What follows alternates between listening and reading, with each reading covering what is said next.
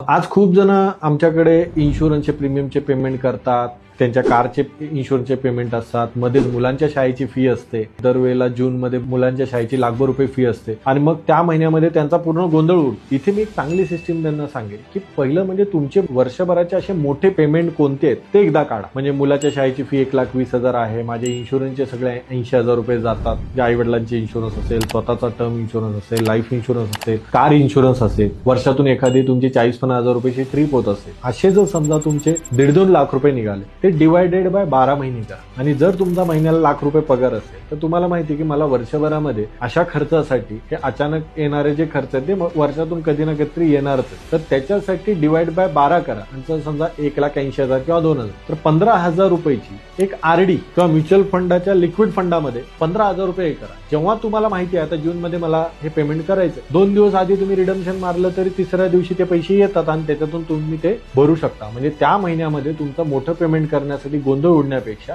तुम्ही या माध्यमातून जे छोट्या छोट्या इन्व्हेस्टमेंट करू शकता शॉर्ट टर्म साठी, आणि हे गोल तुम्ही इझिली पेमेंट करू शकता।